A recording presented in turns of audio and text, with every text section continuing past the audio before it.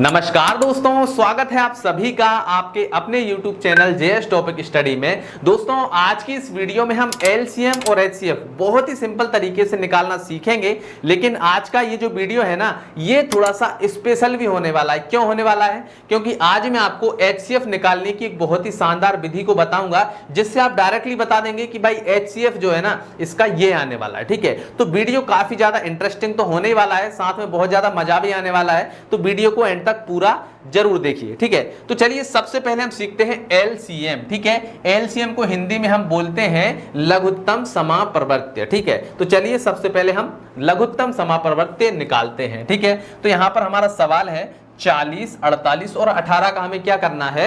LCM निकालना है। ठीक है, तो हम क्या करेंगे भाई, सबसे पहले आपको इस प्रकार से एक लाइन खींचना है और एक लाइन इस प्रकार से खींचना है। ठीक है, समझ में आया? चलिए अब हमें क्या करना है, इसके अभाज्य गुणनखंड करने हैं। ठीक है, अभाज्य गुणनखंड का मतलब क्या होता है कि हमें अभाज्य संख्याओं से भाग लगाना है। जैसे कि सबसे पहले हम 2 से लगाएंगे, 2 से नहीं जाएगा तो फिर हम 3 से लगाएंगे, 3 से नहीं जाएगा तो फिर 4 से नहीं, 4 तो भाज्य संख्या है, हमें अभाज्य संख्याओं से लगाना है। 4 के बाद अभाज्य संख्या 5, 5 के बाद फिर 7, 7 से नहीं जाएगा तो फिर 11। ठीक है, 9 नहीं है क्योंकि 9 तो भाज्य संख्या है। ठीक है, 11 फिर 13 फिर 17, इस प्रकार से हम अभाज्य संख्याओं से भाग लगाएंगे।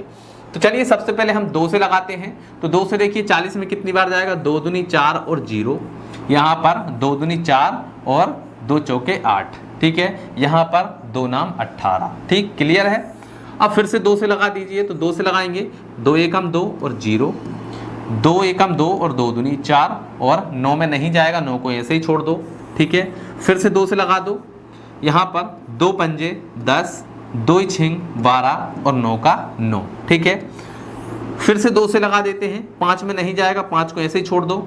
6 में कितनी बार जाएगा? 2 3 6 और 9 को ऐसे ही छोड़ दो। ठीक है, अब देखो 2 से नहीं जाएगा तो अब हम लगाएंगे 3 से। ठीक है, 5 में नहीं जाएगा, 5 को ऐसे ही छोड़ दो। ठीक है, 3 एकम 3 और 3 तिरका 9। ठीक है, अब फिर से देखिए 3 से चला जाएगा, 5 में नहीं जाएगा, 5 को ऐसे ही छोड़ देंगे। ठीक है, 1 का 1 और 3 एकम 3। ठीक है, चलिए इसको थोड़ा ऊपर खिसका लेते हैं। अब इसके बाद में देखिए अब काय से जाएगा? 5 से, तो 5 से लगा देते हैं। 5 एकम 5, 1 का 1 और 1 का 1। ठीक है, नीचे 1 1 आ गया, इसका मतलब अब हमें आगे सोल्व नहीं करना है। ठीक है, अब ये जो संख्या है ना, इन सभी को गुणा कर लो। तो देखिए 2 दूनी 4, 4 दूनी 8, 8 दूनी 16। ठीक है, तो यहाँ पर हो गया 16। तो सबसे पहले भाई 16 लिख दो। ठीक है, अब 3 तिरका 9, 9 पंजे 45। ठीक है, तो यहाँ पर आगे हमारा 45। ठीक है, हमने सभी को लिख लिया भाई। 2 2 2 इनको गुणा करेंगे तो 16 आ जाएगा और इन तीनों गुणा करेंगे तो 45 आ जाएगा। ठीक है, अब सभी को गुणा कर लीजिए भाई। तो यहाँ पर देखिए 16 पंजे 80, तो 80 की 0 हाथ से लग जाएगा 8। ठीक है, अब 16 का पहाड़ा 4 बार पढ़ो तो 16 चौके कितने होंगे? 16 एकम 16, 16 दूनी 32, 16 तीन 48, 16 चौके 64। ठीक है, 64 और 8 कितने हो जाएंगे? 65, 66, 67, 68, 69, 70, 71, 72। कितना हो गया? 720। ठीक है, तो ये जो संख्या है ना, इन संख्याओं का जो हमारा एलसीएम आया है वो कितना है? 720 आ गया है। ठीक है, तो समझ में आया एलसीएम कैसे निकालते हैं भाई। सबसे पहले हम छोटी अभाज्य संख्या से भाग लगाएंगे, फिर उससे नहीं जाएगा तो फिर उससे थोड़ी सी बड़ी अभाज्य संख्या से लगाएंगे। इस प्रकार से यहां पर जो भी संख्या आएंगी उनको गुणा कर लेंगे, वही हमारा क्या होगा?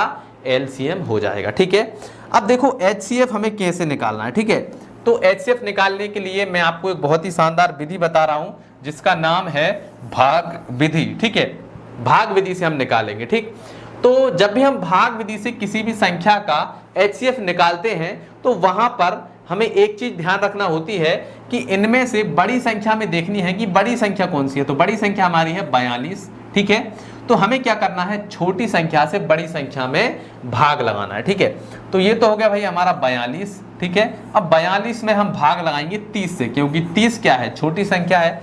तो 30 का पहाड़ा कितनी बार पढ़े कि या तो 42 आए या 42 से कम आए, लेकिन 42 से ज्यादा नहीं होना चाहिए। तो 30 से कम 30, 30 दूनी 60, तो 60 तो इससे ज्यादा हो जाएगा। कितनी बार जाएगा? एक ही बार। ठीक है, तो यहां पर लिखेंगे 1। ठीक है, 30 का पहाड़ा एक बार पढ़ने पर कितना आएगा? 30 ही आएगा। ठीक, चलिए अब हम इसको इसमें से घटाएंगे। तो देखो 2 में से 0 जाएगा तो 2 ही बचेंगे, 4 में से 3 जाएंगे तो 1 बचेगा, मतलब कि 12 हमारे बच गए। ठीक है, अब जो 12 बच गए हैं ना, इस 12 से हमें इसमें भाग लगाना है, ठीक है। ये जो 12 है इससे अब हम इसमें भाग लगाएंगे, ठीक है। तो 12 को यहीं पर लिखा रहने देंगे, ये जो 30 है इसको उठाकर यहां पर लिख लेंगे, ठीक है। तो ये हमने लिख दिया 30, ठीक है। और इस प्रक्रिया को हम तब तक करेंगे जब तक कि यहां पर हमारा 0 ना बच जाए, मतलब कि जो शेषफल अभी हमारा 12 बचा है ये 0 ना हो जाए, तब तक हम इसको हल करते रहेंगे, ठीक है। अब 12 का पहाड़ा कितनी बार पढ़ें कि या तो 30 आए या 30 से कम आए, लेकिन 30 से ज्यादा नहीं होना चाहिए। तो चलिए पढ़ते हैं। 12 एकम 12, 12 दूनी 24, 12 तिया 36। तो 36 ज्यादा हो जाएगा, कितनी बार पढ़ेंगे? 2 बार। 12 दूनी 24, तो ये आ गया हमारा 2 और ये आ गया हमारा 24, ठीक है। अब इसको घटाइए तो 30 में से 24 जाएंगे तो 6 बचेंगे, ठीक है। तो देखिए अभी भी 6 बच गया। तो अब हम क्या करेंगे, इस 6 से अब 12 को डिवाइड करेंगे। तो 6 को यहीं पर लिख कर देते हैं, ये जो 12 है इसको यहां पर लिख लेंगे, ठीक है। क्लियर है, समझ में आया यहां तक? अब 6 का पहाड़ा कितनी बार पढ़ें कि या तो 12 आए या 12 से कम आए, लेकिन 12 से ज्यादा नहीं होना चाहिए, ठीक है।